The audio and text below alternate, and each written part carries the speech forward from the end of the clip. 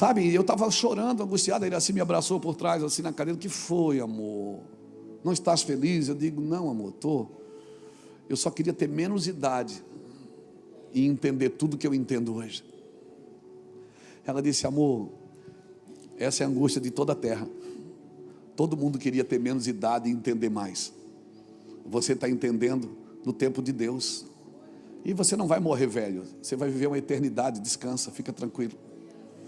Todos nós queríamos entender mais, Saulo. Eu comecei com 28 anos, irmãos. As minhas pregações antigas você não dava conta de ouvir, porque o microfone estava dentro da boca.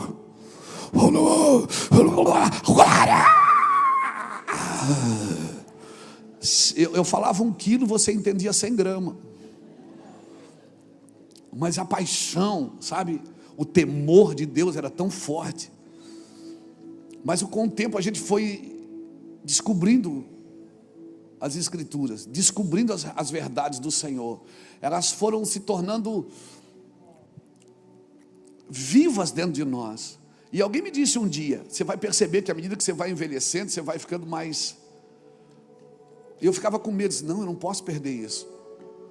Quer dizer que se eu saber, eu vou ficar menos ungido? Ou eu vou ter menos reações? Ele disse, quando você saber mais, você vai perceber que você vai... Então, foi isso que aconteceu. Eu fui envelhecendo, só que não aconteceu o que me falaram. Falaram que eu ia ficar mais sossegado. E eu não estou sossegado, irmão. Eu não estou sossegado. Eu estou queimando. Eu achei que eu ia ficar... Sabe, agora eu sei mais coisas. Eu achei que eu ia ficar mais sóbrio. E hoje eu estou trabalhando para não ficar sóbrio. Porque eu vejo muitos irmãos e amigos que ficaram sóbrios. E ficaram sóbrios demais.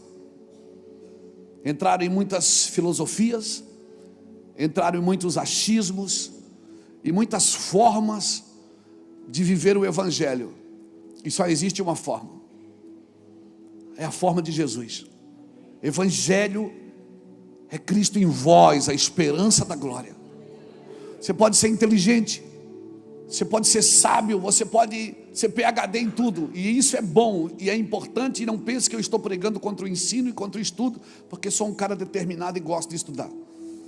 Mas cara, quando o fogo vem, quando a glória te toma, tudo que você aprendeu que não faz sentido para...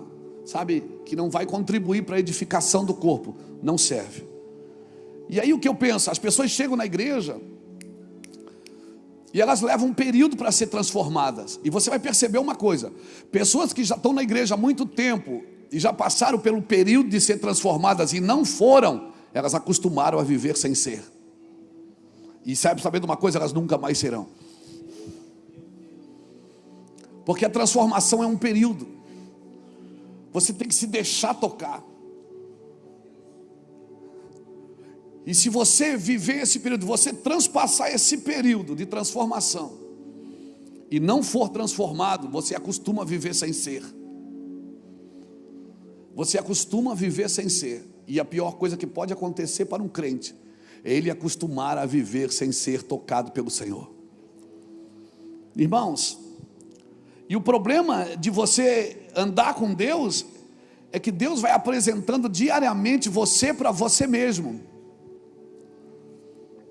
E uma pessoa, irmãos, que anda com Deus, ela para de ver defeito em todo mundo, ver defeito no outro, transferir a responsabilidade e a culpa. Ela começa a ver só o problema. Quando Jesus estava na mesa com seus discípulos, Jesus olhou para os discípulos e disse: um de vocês vai me trair. Ninguém disse, é ele, é ele. Todo mundo perguntou: por acaso sou eu, Senhor? Porque na mesa com Cristo você não enxerga outra pessoa, só enxerga você. Na mesa com Cristo, o mal ali é você, não é o outro. O ruim ali é você. O cara que não presta é você. Então a igreja, ela precisa acordar para isso, principalmente nós, os pastores. Na mesa com Cristo, é você que precisa ver você e mais ninguém. E sabe, eu vejo hoje, principalmente a internet virou um campo de guerra. Você vai ver nas internet, quem está brigando nas internets da vida, ou é crente ou é político. Brigando por coisas nada a ver. Porque se cada um cuidasse da sua vida, e cuidasse daquilo que Deus tem para si, mas parece que viver cuidando da vida dos outros, virou uma forma, que não tem melhor lugar de esconder os seus problemas e os seus pecados, do que no problema e no pecado dos outros. O melhor lugar para esconder você é no problema dos outros. Apresentando dos outros, você recua o seu.